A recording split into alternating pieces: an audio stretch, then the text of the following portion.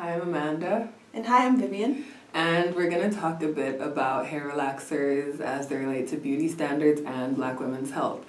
So when I think about hair relaxers, I just think of like a globalized beauty standard and a standard of femininity that tells you you're not really feminine enough unless your hair is like long and flowing and you can like flip it over your shoulder and everything. And that's kind of like the standard we've set for women and kind of their beauty.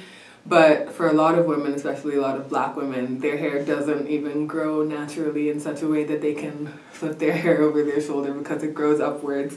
And the way that people have tried to like change that is obviously through hair straightening and in more permanent solutions through chemical hair relaxers. So when I think of chemical hair relaxers, I know of like my experience with hair relaxers and just a lot of experiences that you hear. Pretty much almost every Black woman kind of has like a hair relaxer story, so I wanted to know if like you have any experience with that. Oh yeah, definitely. So my first year of college, I actually decided to stop using hair relaxers completely. So I'm actually a third year now, but my first year coming to college, there was just a bunch of accumulating events that made me make the switch to the natural side. So I started using hair relaxers when I was 3 years old. So I've always had the bone straight, silky, run your hands through your hair type of look. You know, I've always been used to having easier, more manageable hair. And after years of actually abusing hair relaxers and putting it into my hair, I noticed that I would be able to pick off flakes from my scalp.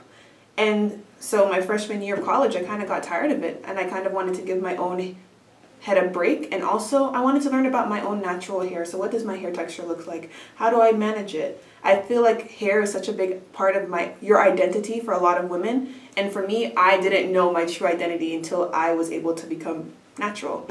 So now I'm on my hair journey. I've been natural for about 2.5 years, and we'll see how it goes. Yeah. But I have a question. What actually makes your scalp flake off when you use hair relaxers? Okay, so when you use hair relaxers, what's happening is you're using kind of like a strongly alkaline agent to permanently break bonds in your hair. And the agent sometimes is like sodium hydroxide, which is really caustic and it burns. So when you have those flakes, it's most likely because you have burnt your hair during the relaxer process. And I know like for a lot of women who relax their hair, it's like the person relaxing it tells you like, let me know as soon as it starts burning so they can wash it off. And like, for us, that's like a marker of when you can wash it off. But really what's happening there is that the agent has been on your head for too long and is starting to cause problems. So when you start to get those burns on your scalp, it means that the toxic chemicals in the hair relaxer have an like easier journey into your system because you've kind of exposed a deeper layer of your skin. Wow. But then there are also a lot of other kind of negative health effects that can happen when you use hair relaxers. So you can have skin irritation, or the person applying it for you can have respiratory irritation and things like that. And there are a lot of negative effects just on your hair because, for example, my hair went from black to like kind of light brown in some areas like over the years of relaxing it. And some people get thinner hair, some people lose hair and have bald spots in the areas that burned. So there are quite a few things that can happen when you kind of repeatedly use hair relaxers. And I also stopped using hair relaxers in first year, mostly because I didn't want to like look for a place to get my hair relaxed over and over. Yeah. But I didn't relax my hair until I was 13. I wasn't allowed to, and I remember it being such an exciting moment for me to like finally get straight hair. But then 4 years later, it was like, I don't even want this anymore. Like I wanted to be back to my natural hair texture. So I think the natural movement that's happened recently is really great because you can't overstate the importance of people accepting their own hair and their own look and everything.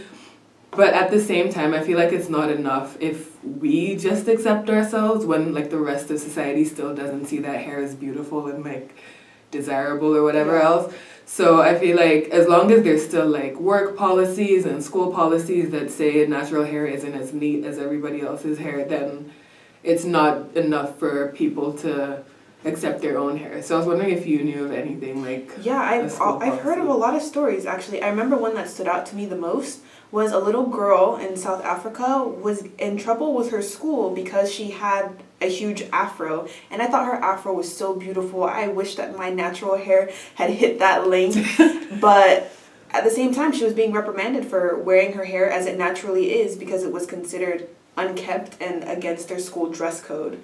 So just a little girl, her hairstyle couldn't be tolerated. She had nothing. She doesn't determine the way that her hair grows out of her head, and yet she's being punished for it. So when you have people being put in situations like that, where you're being punished or you're being discriminated against because of your hairstyle, your hair texture, how can you ever feel like you're able to accept that part of your identity? You know, so it makes it hard. Yeah, and I think it's great that you mentioned South Africa because it shows that it is like a global beauty standard. Like Definitely. It's not just contained to the US or anything like that. All over the world, even in like majority black countries, you still see these policies where it's like your natural hair has to be a certain way because it's still not seen as neat or like beautiful or whatever else.